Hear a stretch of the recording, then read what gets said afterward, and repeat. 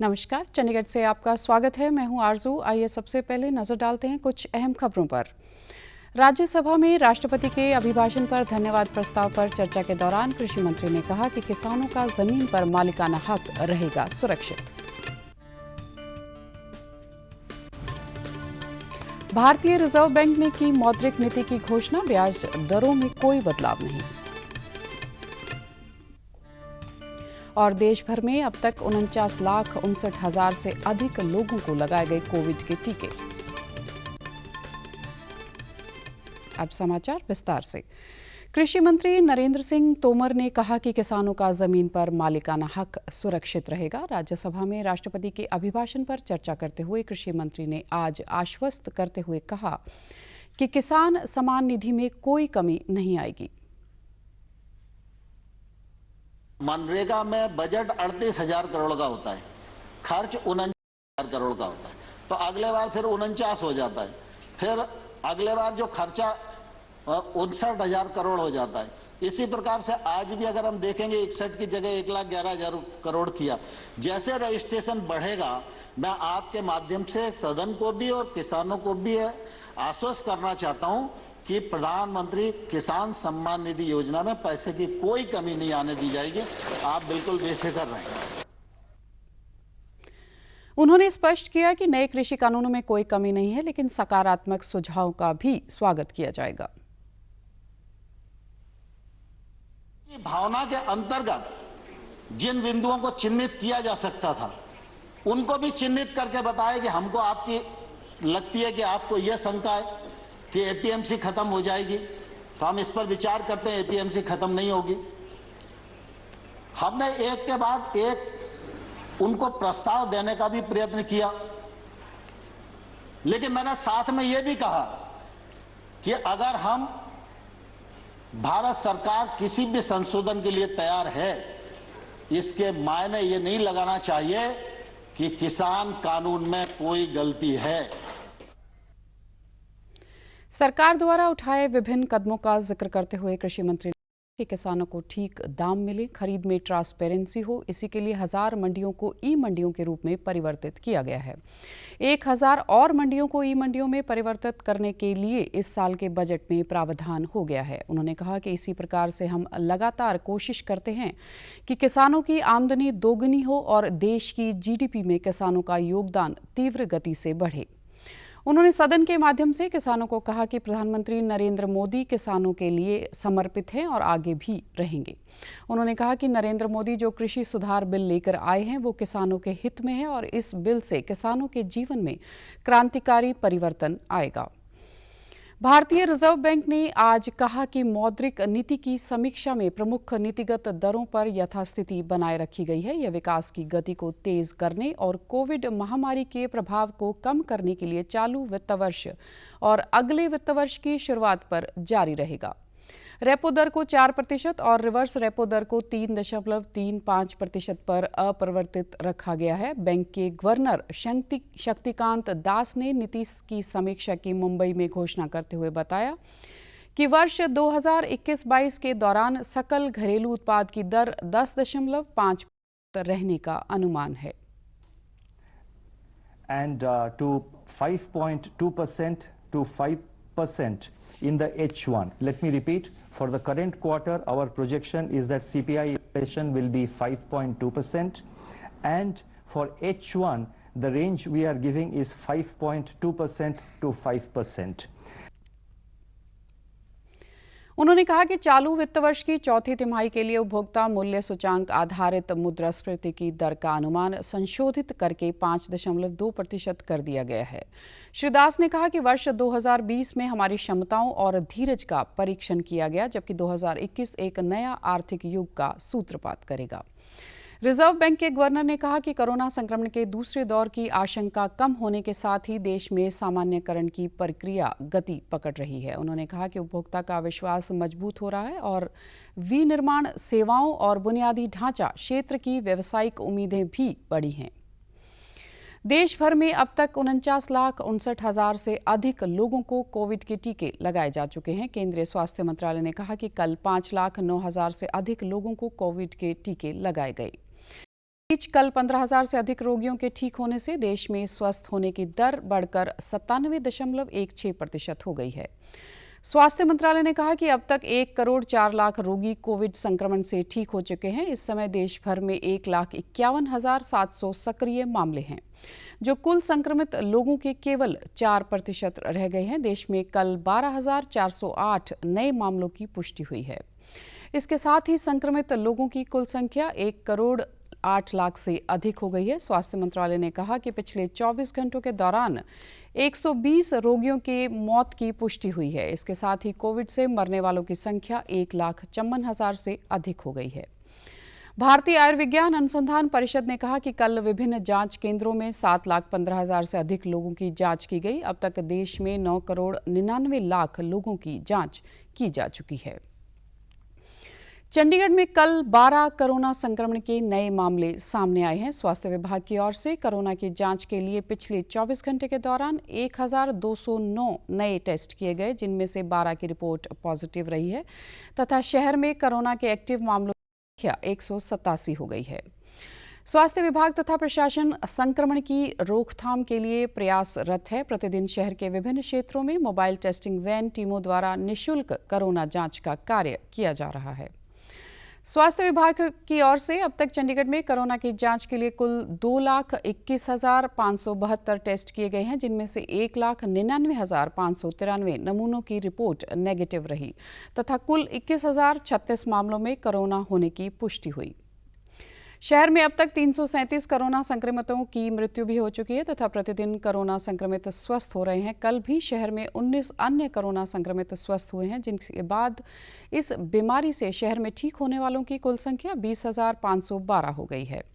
उधर शहर में बनाए 9 कोविड टीकाकरण केंद्रों पर टीकाकरण का कार्य जारी है। अब तक टीकाकरण के 9 सत्रों में स्वास्थ्य कर्मियों व प्रथम श्रृंखला में काम करने वाले कोरोना योद्धाओं का टीकाकरण किया जा रहा है। कल कोविड टीकाकरण केंद्रों पर 383 लोगों को टीकाकरण किया गया। हरियाणा पुलिस के फ्रंटलाइन योद्धाओं के लिए कोविड-19 टीकाकरण कार्यक्रम की पुलिस मुख्यालय पंचकुला में शुरुआत हुई। पुलिस महानिदेशक डीजीपी हरियाणा श्री मनोज यादव ने पहल करते हुए इस अभियान में हिस्सा लेकर पहला टीका लगवाया। कोविड महामारी के खिलाफ सुरक्षा के लिए टीका लगवाने वाले अन्य वरिष्ठ पुलिस अधिकारी भी शामिल रहे। इस अवसर पर बोलते हुए डीजीपी ने कहा कि जब कोविड महामारी अपने चरम पर थी, तब पूरी पुलिस फोर्स ने निरंतर अग्रिम पंक्ति में रहकर लगातार कार्य किया। प्रदेश में कानून और व्यवस्था बनाए रखने के अलावा हमारे प्रत्येक अधिकारी और जवान ने निडर होकर गरीब और जरूरतमंद व्यक्तियों को भोजन, प्रवासी श्रमिकों और मजदूरों की सुरक्षित घर वापसी और बुजुर्गों की देखभाल करना सुनिश्चित किया। लॉकडाउन में पुलिस का माननीय चेहरा सामने आया तथा पुलिस के प्रयासों को राष्ट्रीय स्तर पर भी पहचान मिली। उन्होंने कहा कि इस कोरोना से जंग जीतने के लिए देश में 40 लाख से अधिक व्यक्तियों को पहले ही ये इंजेक्शन दिया जा चुका है और यह पूरी तरह से सुरक्षित है। डीजीपी ने समस्त पुलिस बल के साथ साथ आम जनता से अपील करते हुए कहा कि वे इस महामारी के खिलाफ टीका अभियान में आगे आएं और आने वाले दिनों में टीका अवश्य लगवाएं। प्रेस इन्फॉर्मेशन ब्यूरो और आउटरीच ब्यूरो चंडीगढ़ की ओर से 2021-22 के आत्मनिर्भर भारत बजट के ऊपर वेबिनार का आयोजन करवाया गया। वेबिनार में 2021-22 के बजट को लेकर विस्तार पूर्वक चर्चा की गई, जिस दौरान अलग अलग पैनलिस्ट और विशेषज्ञों ने अपने विचार साझा किए। रीजनल आउटरीच ब्यूरो चंडीगढ़ के डिप्टी डायरेक्टर अनुज चांडक ने वेबिनार की शुरुआत करते हुए बताया कि इस बार के बजट को आत्मनिर्भर भारत को ध्यान में रखते हुए लाया गया है।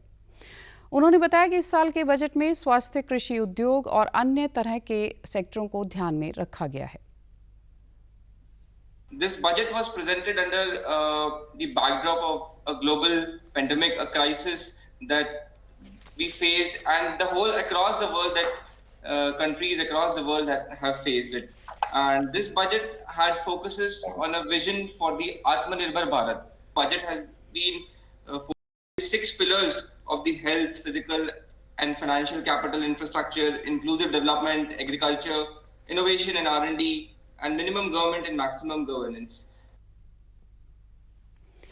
चंडीगढ़ के चार्टर्ड अकाउंटेंट परीक्षित अग्रवाल ने वेबिनार के दौरान बताया कि बजट में देश को टेक्नोलॉजी प्रयोग करने को लेकर प्रेरित किया गया है। छोटे स्टार्टअप्स को प्रोत्साहित करने के लिए इस साल के बजट को ध्यान दिया गया है, जिससे भारत आत्मनिर्भर की ओर अग्रसर होगा। The agenda of this government is absolutely clear on 4 or 5 fronts. One important thing which I can see from this budget is that that very strong focus is on use of technology as in tax administration, in justice delivery of tax administration, and even in collection of tax revenue. So in all these 3-4 broad areas, there is a very strong focus on use of technology. Then second aspect is there is a very clear vision of the government on this. Then third, webinar के दौरान अलग-अलग प्रतियोगियों ने भी हिस्सा लिया, जहां उन्होंने इस साल के बजट को विस्तार से समझा और उस पर मंथन करते हुए बजट को देश हित में बताया। मोदी सरकार ने कोरोना को देखते हुए स्वास्थ्य क्षेत्र के लिए बजट में बढ़ोतरी की है। स्वास्थ्य सेवा के क्षेत्र में बजट के सकारात्मक पहलू अब साफ नजर आ रहे हैं। स्वास्थ्य सेवा से जुड़े ख्याति प्राप्त डॉक्टरों की प्रतिक्रिया आने लगी है। प्रख्यात यूरोलॉजिस्ट और रोबोटिक्स और रीनल ट्रांसप्लांट के माहिर डॉक्टर अनूप कुमार ने स्वास्थ्य सेवा के क्षेत्र में इस बजट की सराहना की है। इसके बजट में हेल्थ सेक्टर को इस साल पिछले साल के तुलना में 225,000 करोड़ अलॉट किया गया है, जो कि पिछले साल सिर्फ 94,000 करोड़ था, यानी दुगने से ज़्यादा इस बार हेल्थ बजट जो है बढ़ाया गया है।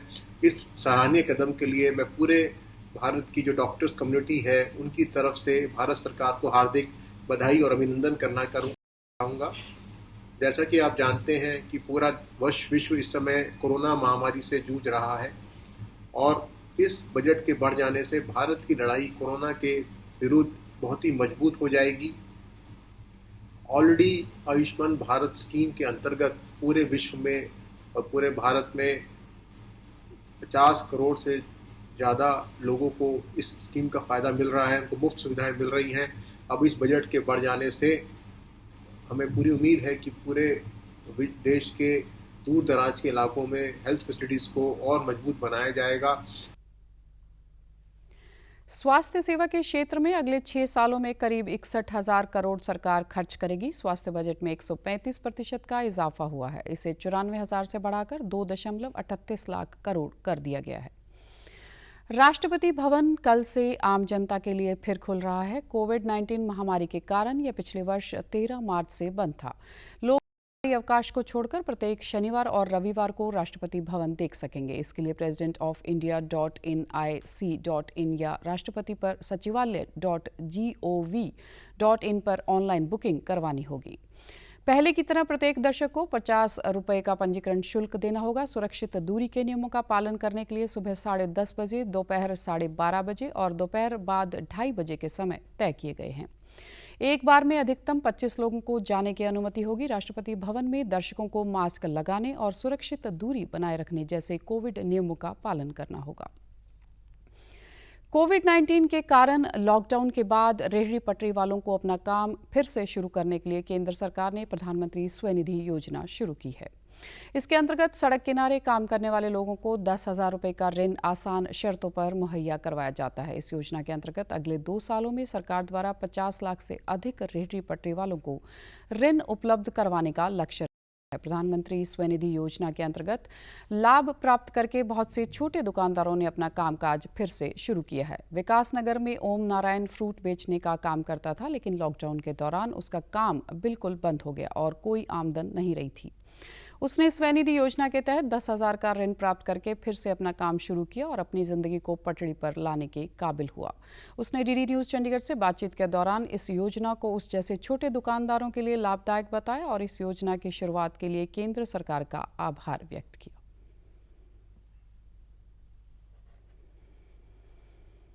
जब लॉकडाउन लगा था तो दिक्कत हर एक आदमी के था, मुझे भी था। सरकार ने 10,000 रुपये लोन दिया, उससे अपना हमने रोजगार किया, लगाने के लिए मतलब मिला तो हमने रोजगार किया, धंधा कर रहे हैं, काम कर रहे हैं, अपना परिवार चला रहे हैं।